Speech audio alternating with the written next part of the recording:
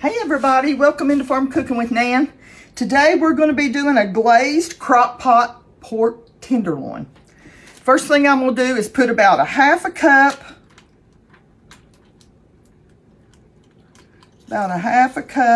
of broth, vegetable broth in there, okay? And set that to the side. I'm going to push this over and grab me a dish. Oh, let's see. I'll just do it on this.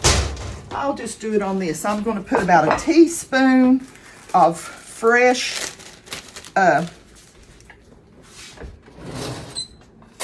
sage.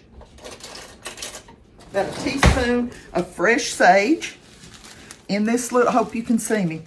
I'm going to put it on here. Then I'm going to put a big old heavy pinch of pepper, black pepper. And I'm going to put a big old heavy pinch of salt. Now, let me see if there's anything else I've left out. Oh yeah, one little thing. Hang with me. I'm going to grab my meat and grab my meat out of the refrigerator, and I'm going to put a big old hefty tablespoon of garlic. Jarlic or whatever, minced garlic. If you want to do fresh garlic, do fresh garlic.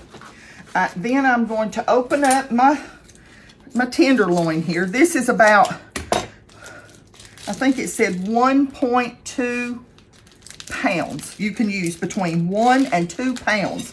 But to tell the truth, I mean, I cook all the time, so I don't get a chance to, I don't want something that's going to last a week, you know?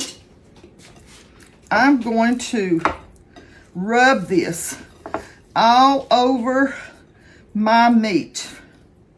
All over my meat.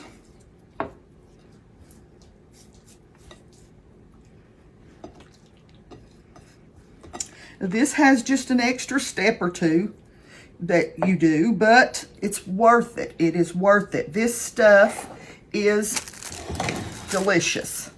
We got about a half a cup of broth in here. I'm going to lift my tenderloin and put it in there. Oh, excuse me. I must have got a little bit of that pepper.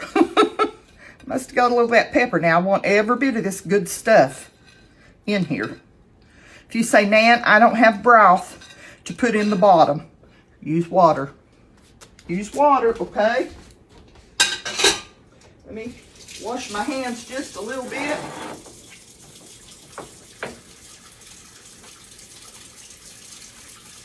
And we're going to get our tenderloin into the crock pot. We're going to get that into the crock pot, and we're going to put it on low and let it cook 6 to 8 hours on low. I'm popping it in right now, putting my lid on, and it's ready to go. We're going to let this cook, like I said, about 6 to 8 hours, and we will be back, and I'll show you what we're going to do next, okay? See you then. Real quick, I wanted to tell you all, for the people that says, hey, Nan, I have never done tenderloin before. You know, I love sometimes just to fry tenderloin with gravy and biscuits and stuff. But if you say I've never cooked it and done a glaze or anything like that, I got Smithfield's. It was on sale for $5. And I got Smithfield's, and it's just fresh pork tenderloin. Fresh pork tenderloin. You can get it that has already been seasoned. But I just wanted a plain tenderloin so I could fix it the way I wanted to.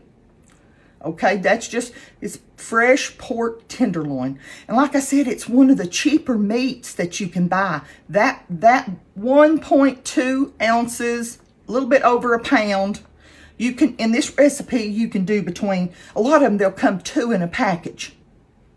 Well, that was too much for me and Pop, okay? So this will be enough for us both to have a meal, and maybe even a little leftover, tear up and eat on a sandwich or something, okay? So that's what's happening. Just wanted to, for you people that, some of you people that say, I've never done tenderloin before, this is the easy way. We'll see you back. Now, we're getting ready to make the glaze, okay? I've got my eye on right now, and I'm going to take about 1/4 of a cup of balsamic vinegar. Balsamic vinegar. 1/4 a cup.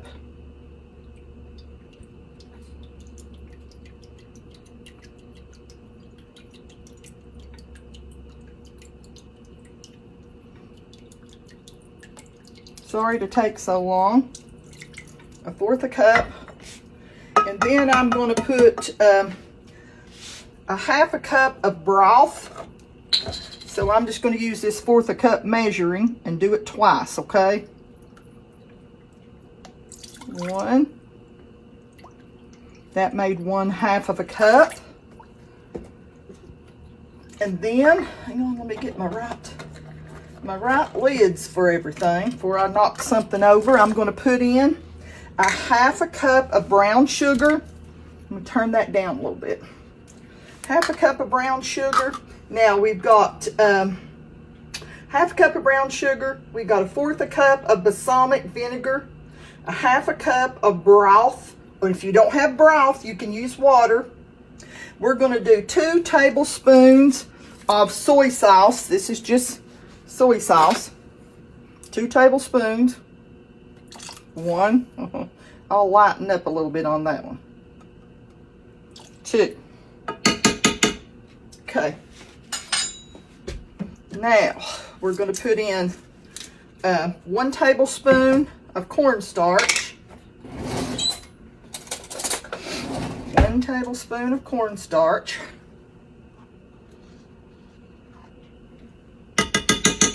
Just a hair bit more because I had a little dip there. I've been over there chopping up my meat. I have, let me get that off there. That's a little bit from the tenderloin. We're going to cook this a little bit, probably about 4 or 5 minutes until, I'm going to get me a little whisk. We're going to cook this about 4 or 5 minutes until the cornstarch starts to thicken up our glaze here. Turn that down just a little bit more. So we'll be back. It's cooked about 4 minutes now. You can see how it thickens up just a little bit. You don't want it to be too thick because you're going to brush this on. I'm going to let it go about 2 more minutes. I don't think I really need to. About 1 more minute probably. And it will be ready to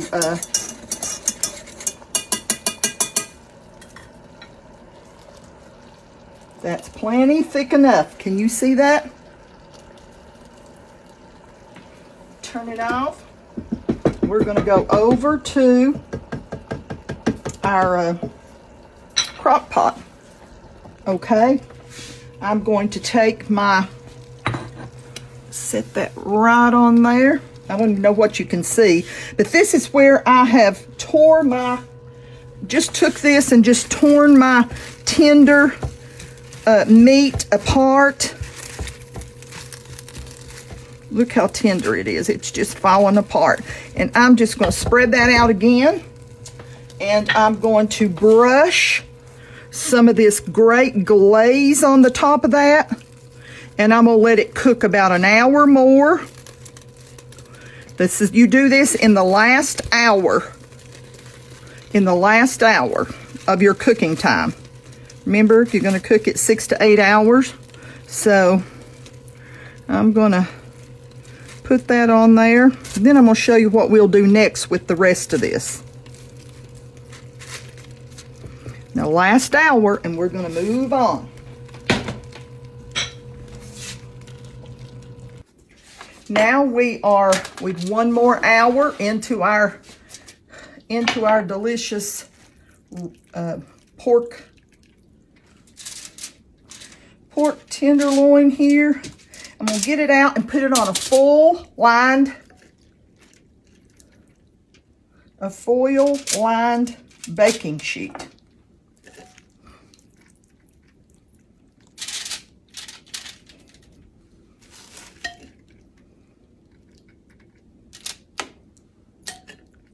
I want to get every little morsel. Every little morsel.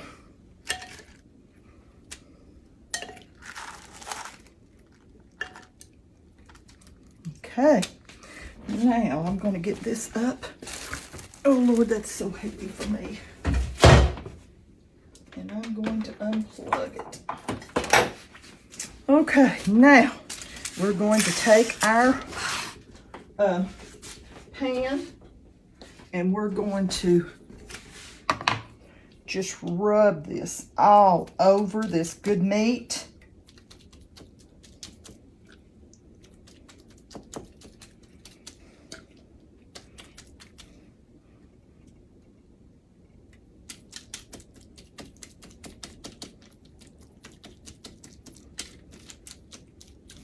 And I'm going to put this under the broiler just 2 or 3 minutes, and then take it out and turn it over, you know.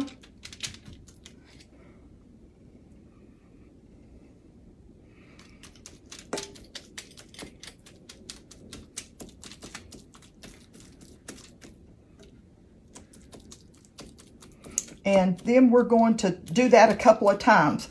I've got I'm going to save this a little bit for drippings when we're eating, okay? Okay, I'll leave that right there in case I need it. And I'm getting ready to put this under the broiler.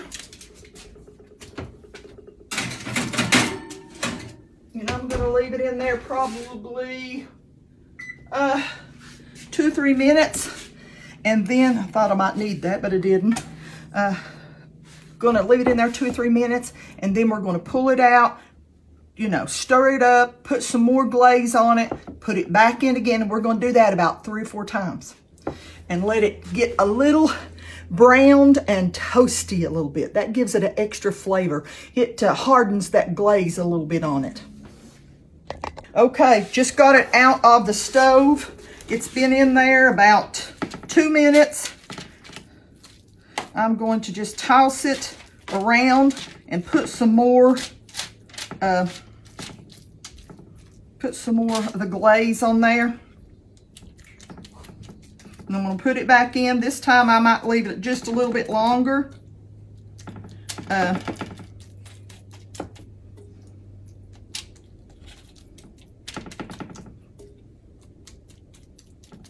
I meant to tell y'all, when I was doing the glaze a while ago, when I turned the camera off, I put 1 extra tablespoon of brown sugar in there, okay? Let me get that off of there. We got to get that meat off, okay? Now I'm going to pop this back in, and it's still going to be on broil. And I'm going to leave it in there for about 2 or 3 more minutes, and we'll take it back out again. Okay, our second time. You can see it's starting to get a little bit crusty around the edges. That's what we want. We want that char broiled, a little bit of crust around the outside. It gives it such a good flavor. Now we're going to add some more. We're just going to add a little bit more. And you know, if you wanted to use this, we're going to have it, because I've made mashed potatoes, and I've got a big pot of fresh green beans that I have chopped, sprung and broken. Got a few little baby potatoes. I fixed a big bowl of coleslaw. And I'm going to pop this back in there. And so we're going to have a good supper. But you could put this on some, make some sliders out of it. It would be delicious. Okay, back in for another 3 minutes. I want y'all to see this. Let me grab my mitten. That's pretty hot. I don't want to touch it. Look how it's charred. Can you see those little charred pieces? That's hot, hot, hot. And that's why you want to put aluminum foil under it. You don't want to clean your pan when it's like this. So I'm just going to finish out the video, and then I will give y'all a picture of, I'll give you a picture of what we eat tonight. We're going to have a feast. Some hot biscuits and some of the tenderloin,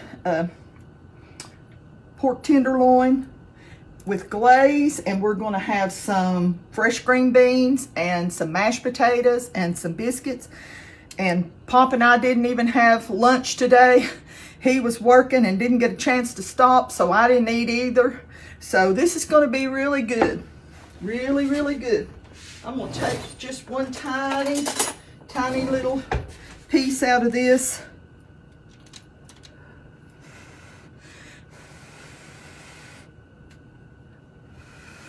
And it's sticky glaze. You know what I'm saying? After you've put it under that broiler. Let's see if I can get 4 hands up here. This is delicious. If you want to get, like I said, if you want to get the big double, do 2 and feed a bunch of people, this will be enough for us to have supper tonight. And then if we want to keep it and have supper tomorrow night, we can do that. It is delicious. And like I said, I added 1 tablespoon of the brown sugar because I like that little, you know, it had a, let's see how many. Let me look at my recipe I wrote down. It's got a half a cup of brown sugar plus 1 tablespoon. And it's just got that tiny little sweet flavor. So tender. So, remember, we cooked it about I cooked it about 5.5 hours. Then I tore it up into little pieces and I laid the glaze over the top of it. I made my glaze and I poured that over the top of it and brushed it a little bit. And then I put the lid back on and cooked 1 more hour with that. And then I just took the, put it on a full lined pan and spread it out really good and put the glaze over it again and popped it under the broiler. I did about 4 times, taking it in for about 2 minutes, 2.5 minutes, 3 minutes, and then pulling it out, stirring it up a little bit, putting it in, pulling it out, and did that for about 4 times so that you get that charred flavor that just, it adds a depth of flavor to it.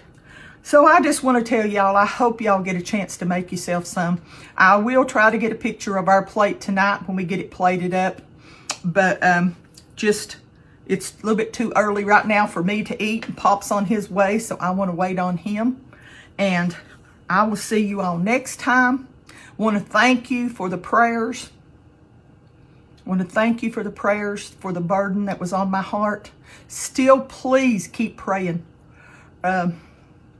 This is not something that you just pray and then quit. This is something we're going to have to pray for a week or 2. We're going to have to pray through this. And I just want to thank you all from the bottom of my heart and just tell you that every single day I pray for you. And pray for one another. We got a lot of sickness in our country. And just pray for one another. Because there's a lot of children, if it's not RSV that these adults and children have, then it's COVID or it's the flu or it is type A flu or norovirus. That's what Pop and I had. And then Bella got the virus, and so she's doing much better. Thank you so much for the prayers for Bella. I know that's why she recovered. And she's younger too. She can bounce back from stuff faster than me and Pop can. But I just thank you all for praying. And I want you to know how much I love you and how much the good Lord loves you, okay? We will see you next time with another recipe or a trip out on the farm or something. We'll go somewhere or do something, okay? I love yous. And don't ever forget how much God loves you.